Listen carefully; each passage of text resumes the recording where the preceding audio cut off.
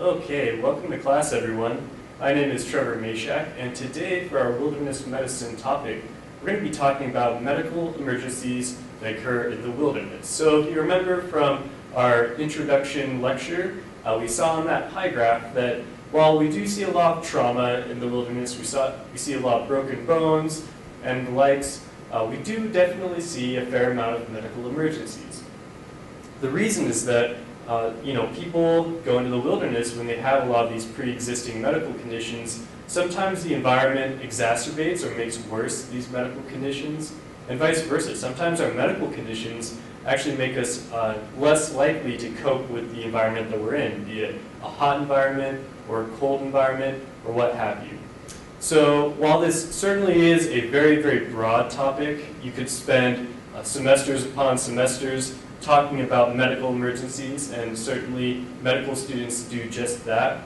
We're just going to spend maybe an hour, hour and a half talking about a couple of the really big medical emergencies that can occur that are rather common, and then we're going to talk about how you can manage those at the wilderness first aid level. So while this certainly is going to be a rather brief topic, we are going to hit on a lot of very important points. I'm going to try to break up the lecture into two parts so that you can take a break halfway through because this is very important material and I want you guys to really soak this stuff in.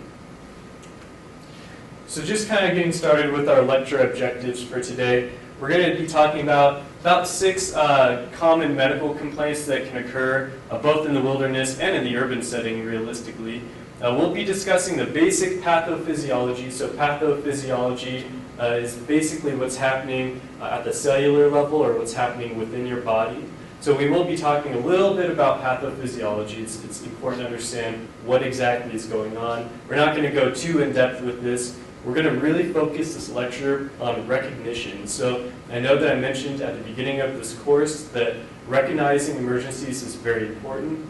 Well, that holds true with all the different diseases that we're going to talk about today. I want you guys to really be able to recognize when someone is having a medical emergency so that you can effectively get them the appropriate medical care and get them evacuated from the wilderness. And then lastly, we will be talking about management. There are some of these diseases and these medical complaints that you can actually have a pretty big impact on, so we will be talking about patient management of medical complaints in the wilderness setting. So with that being said, let's just go ahead and jump into our first medical complaint. So the first medical condition that we're going to talk about, it's kind of a broad classification of disease, but it's coronary artery disease. So your coronary arteries are, if you can see in this diagram, the arteries that actually supply your heart with blood. So we know that blood is important. We know that it carries oxygen to our tissues. It carries glucose, or our fuel for our cells, and then it also removes the waste from the tissues as well. So the coronary arteries are essential for your heart to be able to beat. Your heart requires a lot of energy. It's this pump that's just constantly pumping. It never stops. If it stops, that's a bad thing, but we're not going to get into that right now. So it's constantly demanding oxygen, it's constantly demanding sugar, and it's constantly needing for CO2 and these waste products to be removed. So coronary artery disease is something that takes place over a rather long period of time. And basically what's happening is our arteries are slowly becoming clogged. So we get this fatty plaque buildup within our arteries, and so the arteries actually become narrower over time. So again, this is something that usually progresses throughout our life. And as we start getting these narrowing arteries, and we start getting this blockage, what essentially happens is our heart isn't getting the amount of blood that it needs. And then this can obviously cause problems. So risk factors for coronary artery disease, age, so the older you are, the more likely you are to have this plaque buildup. As I mentioned, it takes time for this to happen. And so the older we are, the more time our arteries have had to accumulate this plaque, this narrowing. Lifestyle certainly has a very big influence. So, in the United States, we know that obesity is a problem. A lot of people live these sedentary lives, eat lots of processed foods such as McDonald's, a lot of fatty foods. So lifestyle such as that can absolutely be a risk factor for coronary artery disease, and we see that a lot. Genetics, unfortunately, a lot of this just kind of happens due to the genes that you were born with, and we actually see people that are very fit, people that are very active, they run every day, maybe they eat very, very healthy, they eat a lot of vegetables, they don't eat a lot of fatty foods, but just due to their genetics, they are at increased risk for having coronary artery disease, and they certainly can develop it. Smoking is a risk factor, high blood pressure, and then diabetes as well. So diabetes and heart disease kind of go hand in hand. And you might have already known that. There's a lot of advertisements and commercials about this. There's definitely a lot of public education going on, informing people about diabetes and its correlation with heart disease as well. So essentially what happens with coronary artery disease, I mentioned that the arteries are getting narrower, so we're not getting the blood flow to the heart that we need. So one thing that can result from this is what we call angina pectoris. So angina pectoris is just a fancy medical term for chest pain. And so what happens is these partial occlusions of the coronary arteries actually cause this buildup of lactate and buildup of CO2 within the heart muscle. And you can imagine how that can be painful. So this actually causes what we call cardiac chest pain. Cardiac chest pain, we'll take a real quick second to kind of explain this. We're going to talk a little bit more about it on our next 2 slides. But cardiac chest pain is different from the pain that you get from a bruise or from an injury. It's kind of this, it's usually described as a pressure. So people will feel like there's this crushing pressure on their chest. Sometimes it feels, they might describe it as an elephant is sitting on their chest. So usually this achy, pressure-like pain, and typically it's not worse when you push on it. So if someone's like, yeah, I have this really bad chest pain, and you go and you do your physical exam and you push on their chest, usually that won't make it worse. So the pain that does not get worse with palpation or with physical examination, that's usually due to ischemia, which is just a fancy word for a low blood flow or lack of blood flow. With angina pectoris, we typically see this cardiac chest pain upon exertion. So the classic example is someone is out doing yard work, they're out in the hot sun, they're pushing their big heavy wheelbarrow, and then all of a sudden they start having this crushing chest pain. So they can't go on, they sit down, and within 20 to 30 minutes or so, upon relaxing, upon taking a break, usually the chest pain resolves on its own. So that's kind of the definition or the defining characteristic of angina pectoris, is that after the person takes a break and they relax, usually the chest pain will go away on its own. So that's because there's not a complete occlusion of the artery. There's only this partial occlusion that's limiting the blood flow through the coronary arteries. So once they actually take a break, they get the blood flow to their heart isn't beating as hard because it doesn't have that increased demand that we have with exertion. And so the blood flow is effectively able to oxygenate the heart muscle and effectively removing that cellular waste, and then the chest pain resolves. The other thing that you might see is that patients that have angina pectoris, once they see their physician, they'll typically be prescribed a medication that you've probably heard of called nitroglycerin. Nitroglycerin actually works a little bit to open up those vessels. It also works just by reducing the workload on the heart. So it drops your blood pressure a little bit, and that makes your heart have less resistance to beat against. And so nitroglycerin, usually, if it's effective, will relieve chest pain within a couple of minutes. It's important to realize that someone that's experiencing an angina pectoris is not actually having a heart attack, which we're going to talk about next, but they are at an increased risk for having one. So if someone tells you, yeah, I've got this history of having chest pain, my doctor tells me that I have angina, I take my nitroglycerin every time and it always helps with my chest pain, can't just assume that they're having angina. They very well could be having a heart attack. They are at an increased risk for having a heart attack. So we don't want to just assume that it's this angina pectoris. We actually want to assume on the more cautious side, we want to err on the side of caution and assume that they are actually having what we're going to talk about now, which is myocardial infarction or a heart attack. So again, let's break that word down a little bit. Myocardial means heart muscle, and infarction means death. So what we're actually seeing here is we're actually having death of your heart muscle.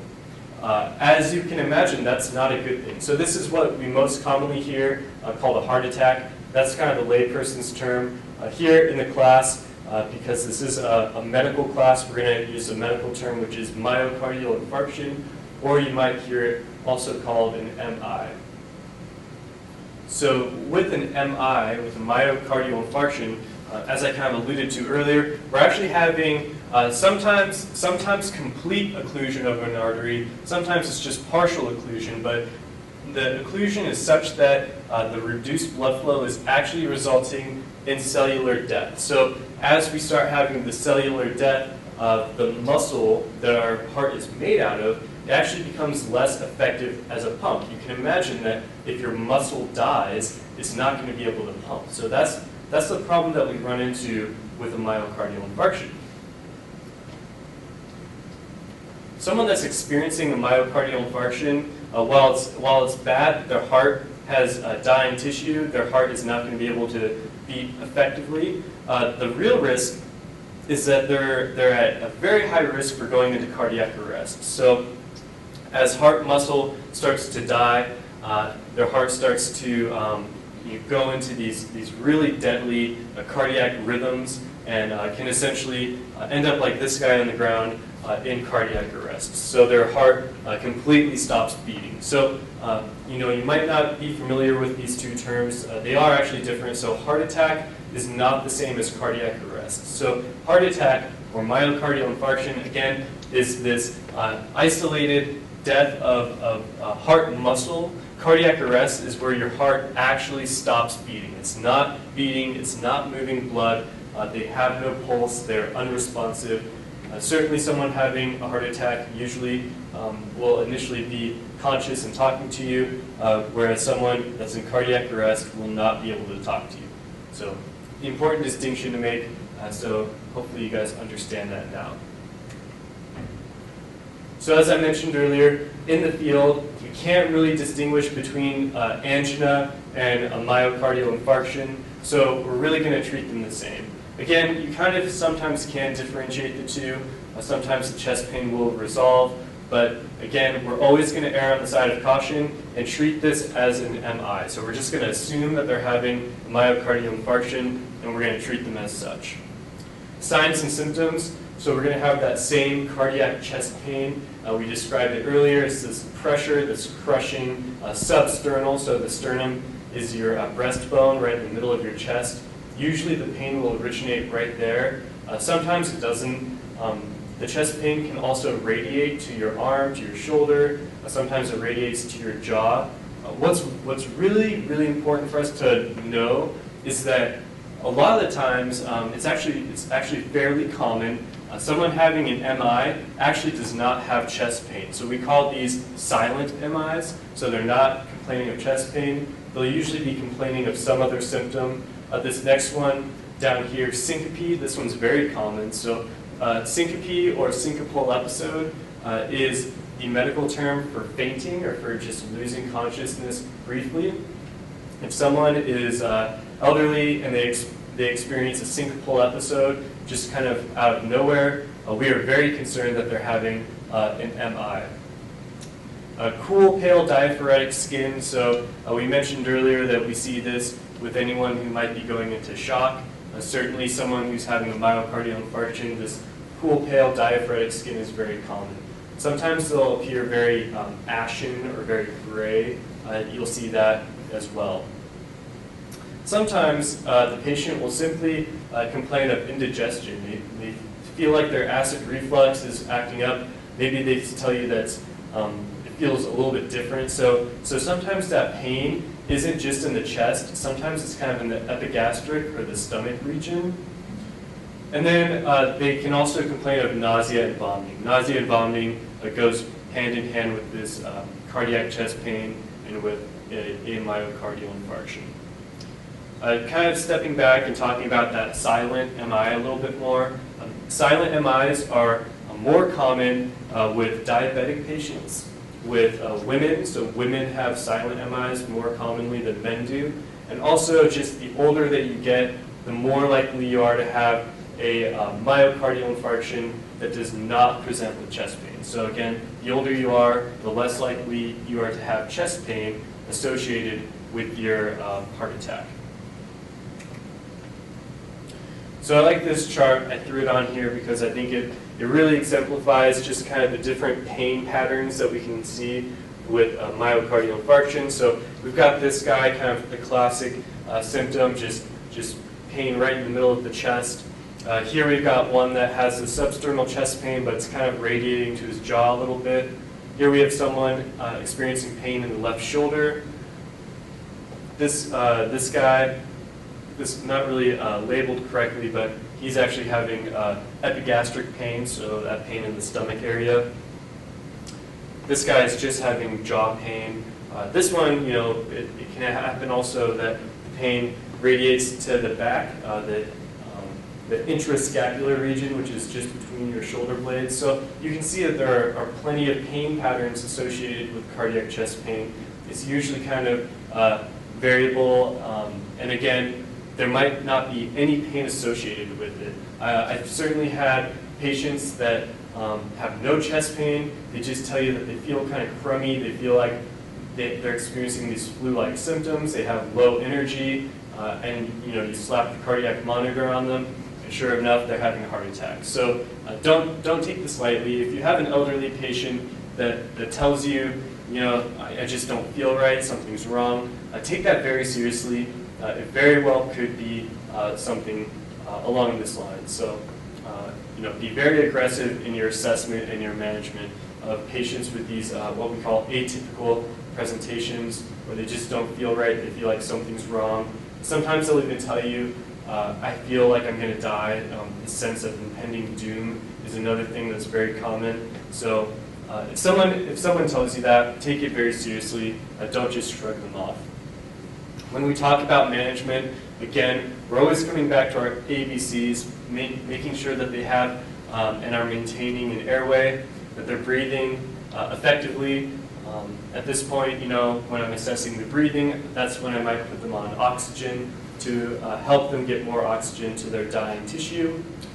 And then circulation as well. So we want to make sure that we're feeling for a pulse and that they are, in fact, circulating blood effectively. Oxygen is a good treatment if you have it readily available. And then probably the most important thing is just immediate advanced life support and immediate evacuation. Even more so importantly is the evacuation. So it's nice if you can get an EMT or a paramedic on scene, but really this person needs to be at the hospital. They need to go into the cardiac cath lab where they actually go in through a vessel and they actually open up that coronary artery. So that's the definitive treatment for this patient. Along the same lines though, if you have a higher level provider with you, they can administer aspirin. So maybe the patient has their own aspirin with them, and certainly if they do, you can allow them to take it. But aspirin helps. It helps prevent further clot formation within the arteries, and I think it's associated with decreasing mortality by around 30% when it's given to someone who's having an MI. So certainly can absolutely help their outcome. And then nitroglycerin, which we mentioned earlier, if the patient has their own nitroglycerin and they feel like they need to take it, certainly that is absolutely appropriate. It can help with their situation. Again, kind of going back to what I talked about earlier, be prepared for sudden cardiac arrest.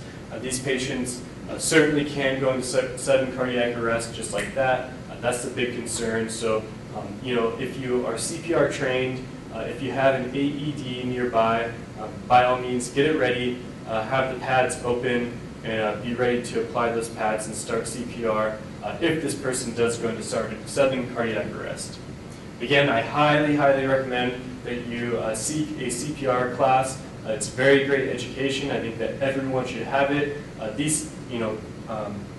Cardiac arrest happens all the time, and being educated and being trained on how to manage that is absolutely important. It's a bit outside the scope of this class. We just don't have enough time to talk about it, but please do seek out a class in CPR. I think it's a wonderful certification to have. Okay, so following up after MI and coronary artery disease, the next one that makes sense to talk about is a CVA. So CVA stands for cerebrovascular accident, more commonly known as a stroke. You've definitely heard of strokes before. And basically, a stroke is the same thing that's happening to the heart in a myocardial infarction, but it's happening in the brain. So we have two different types of strokes. We have the ischemic stroke, where basically there's a blood clot within the brain, and therefore part of the brain is not able to receive oxygen, it's not receiving blood flow. The other type that we see is what's called hemorrhagic stroke. This is where we have a weakening of an artery, it actually balloons out and then it ruptures, and then we have bleeding into the brain. Again, as I mentioned just a second ago, this is similar to a myocardial infarction. What we're actually having happening is we have brain tissue that's starved of oxygen, it's not getting the nutrients that it needs, and so we actually have brain tissue that's dying. So absolutely a life-threatening event, absolutely a medical condition that leads to severe disability all the time. Very common disease that happens a lot. So let's go ahead and talk a little bit about how you assess it and what to do. So risk factors, these are people that are at an increased risk for having a CVA or for having a stroke. Patients that have heart disease, for the same reasons that they develop these clots in their heart, they also develop clots in their brain.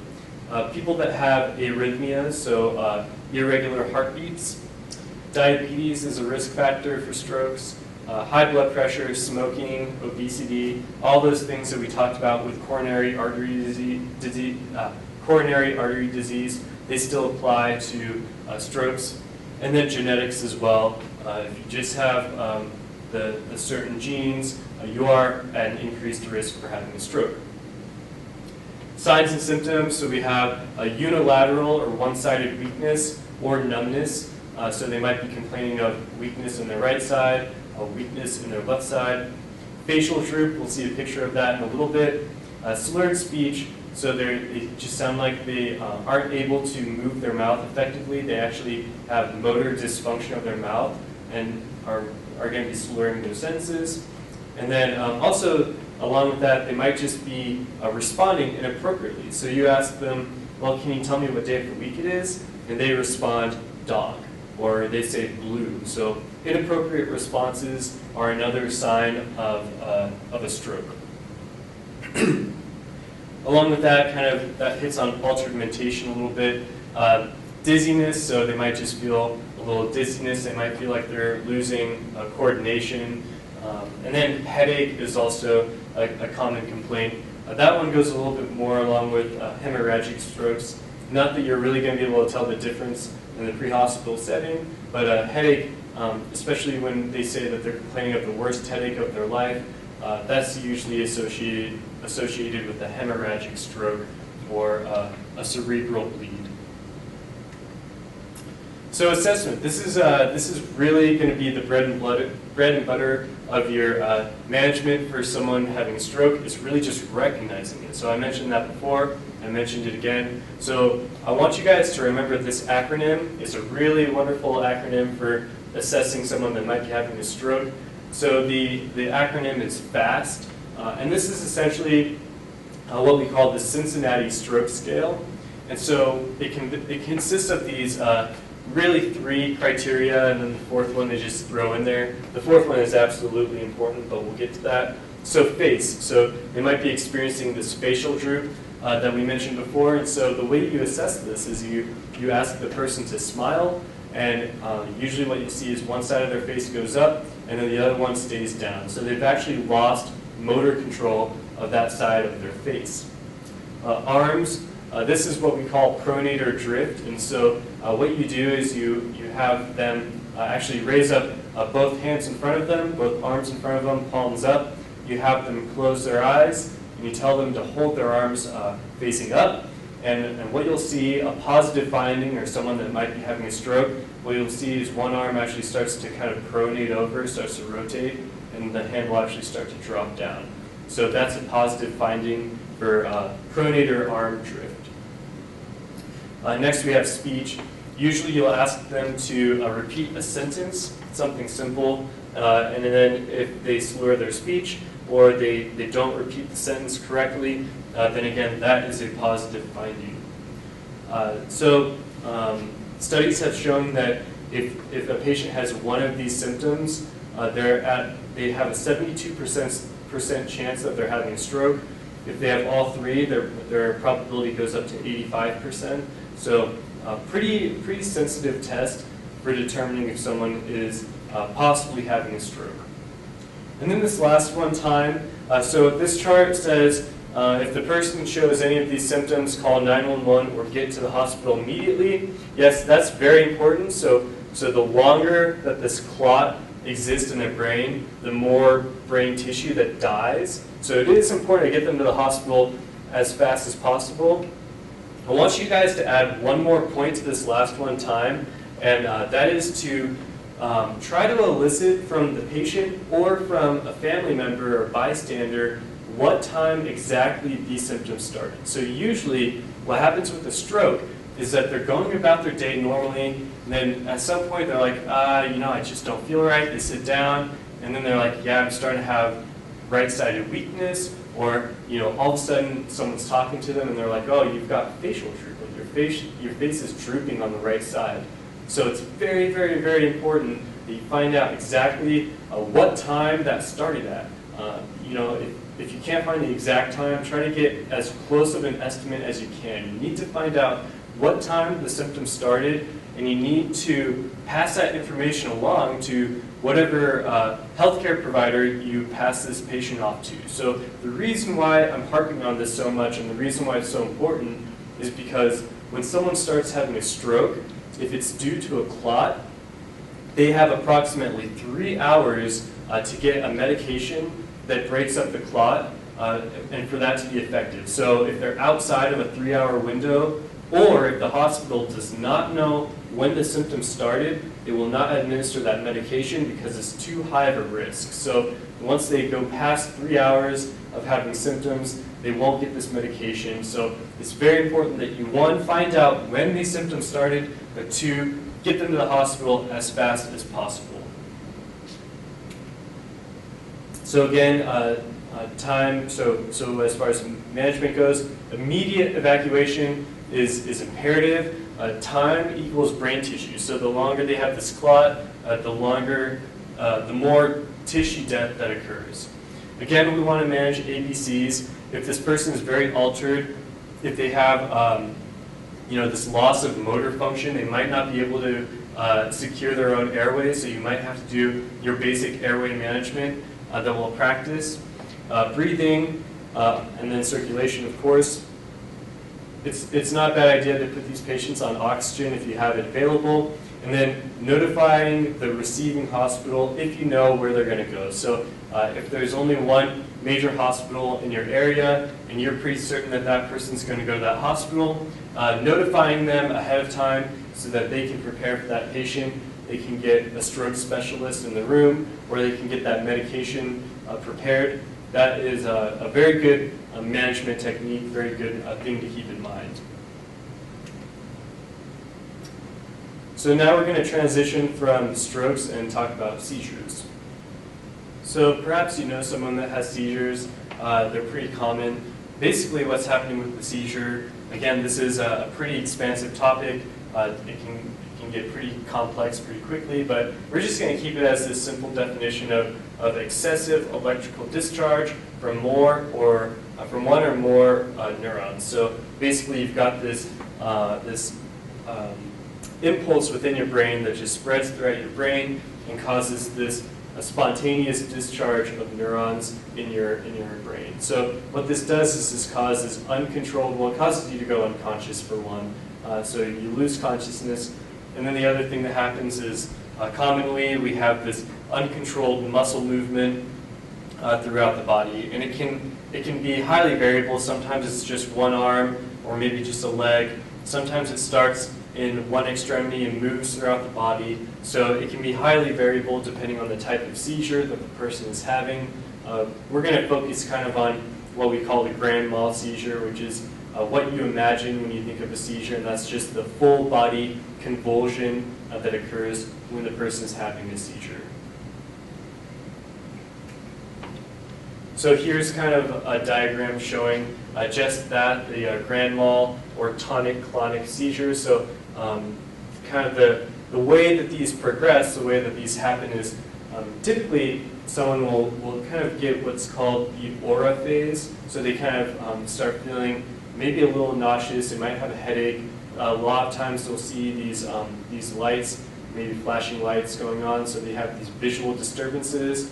If the person is epileptic, so they have a history of having seizures, typically this is the point when they know that they're about to have a seizure, so they might tell you, I feel like I'm about to have a seizure. Usually this phase is very uncomfortable. They sometimes get nauseous, and again, I mentioned they sometimes have headaches. And you know, if it's someone that knows that they're about to have a seizure, they'll usually become very uncomfortable, sometimes kind of anxious. And then they transition into this tonic phase. So tonic phase, they've lost consciousness, and they've got this flexion of their extremities. And then this transitions then to the clonic phase, where they actually have extension of their extremities. Sometimes they have, you know, rhythmic flexion and extension of the extremities. It can be highly variable.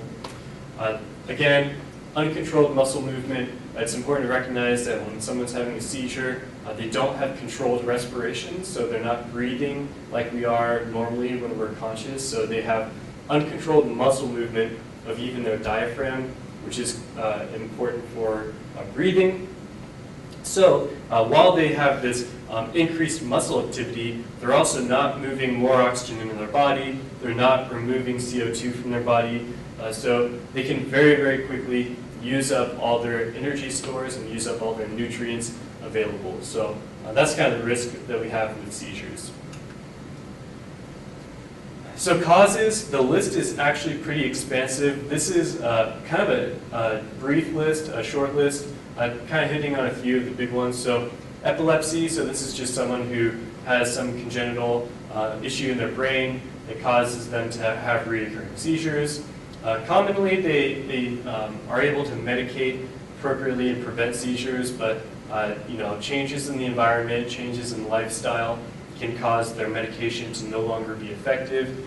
They either need a new medication or they need different doses. So usually they have to work pretty close with their physician to get just the right medication and just the right dose. Fever and infection can absolutely cause seizures. Drugs and alcohol, both usage and withdrawal can cause seizures. Hypoxia. Hypoxia is basically low oxygen, so if someone is starved of oxygen, this can cause them to have a seizure. We also have poisoning, so pesticides, plants, chemicals, the likes can all cause seizures. Electrolyte abnormalities, this is something that you see in the wilderness setting sometimes. Patients are overexerting themselves, they're sweating, they're rehydrating with just plain water, and this causes electrolyte abnormalities, and this can cause them to have seizures. Then we also have heat illness, so heat stroke can be a cause for seizures. Head trauma, so if someone gets bashed in the skull real good, that can cause cerebral swelling and result in seizures. Diabetics, as we mentioned earlier, can have seizures. And then just someone who has, you know, again, this genetic predisposition. Genetics kind of goes along with epilepsy. Usually epilepsy is from some genetic cause. So due to your genetics, you might be predisposed to having seizures. So again, this can be a pretty broad topic, so let's just focus on kind of the big important points that you need to know. So Usually, the majority of seizures are kind of self-limiting, meaning that once you use up a certain amount of energy, the brain loses this ability to have impulses, and so the seizure stops. They're usually unconscious for 5 to 15 minutes after the seizure, and it's real gradual. They start to kind of come to. It's not immediate, but they usually feel groggy for a while, a little bit confused. Sometimes, again, they'll have that headache. We call that the post-ictal phase. So again, they're usually self-limiting, and in this case, they're not life-threatening. So people live with seizures all the time. Someone with epilepsy typically will have a seizure. It'll last a couple minutes. It'll reside, and then they go about their day. They maybe go and try to see their physician, try to get their medication changed. But again, oftentimes not life-threatening. It is important to know that while you're having a seizure, you're not breathing, you're not getting oxygen into your bloodstream, and you're also using up a lot of energy. That rapid muscle movement utilizes a lot of your sugar, so your blood sugar can absolutely drop down pretty low. Status epilepticus. This is when a seizure is a true emergency. So status epilepticus, by definition, is a seizure that lasts more than 5 minutes. So they're seizing, they're not stopping, they get up to 5 minutes. Now all of a sudden this hypoxia becomes a big deal. 5 minutes without getting more oxygen into your bloodstream is kind of a big deal. That's when we start having brain issues, we start having issues with your heart and all your other essential organs. The other type of status epilepticus that we can see is 2 or more seizures in a row without complete regaining consciousness between seizures. So they have a 2-minute seizure, then they kind of go into this unconscious post-ictal phase, and then they start seizing again. That is also a status epilepticus. So maybe it's not 5 minutes of straight seizure, maybe it's broken up, but if they keep having these reoccurring seizures, then that's status epilepticus, and it again is a true emergency. They need to have advanced life support. They need to be seen in the emergency room. So our management for seizures in the field, early on we want to request advanced life support and try to get an ambulance there, try to get them evacuated, because we don't know if a seizure is going to be status or if it's going to be self-limiting when it first starts. You just can't anticipate what's going to happen. So you want to request these things immediately, get help along the way. ABCs, airway can be very difficult to maintain while someone is seizing. Usually their jaws are clenched tight, very shut. Sometimes they have secretions in their mouth that we want to try to remove. You might have to wait till they stop seizing. The other thing that you might see blood in their airway. This is very common because they'll bite their tongue. So we see that quite frequently. It is a concern, but it's not a huge deal, so don't become too alarmed if you see blood in the airway. You absolutely do want to take note of it and try to remove the blood. And we are worried that they might have some serious trauma going on, but if it's an isolated seizure without outside trauma, without head trauma, the blood in the airway isn't as concerning as we would normally be concerned with blood. Provide oxygen if available. So if the person is seizing and you have oxygen, you can absolutely turn the oxygen on and hold the mask in front of their face.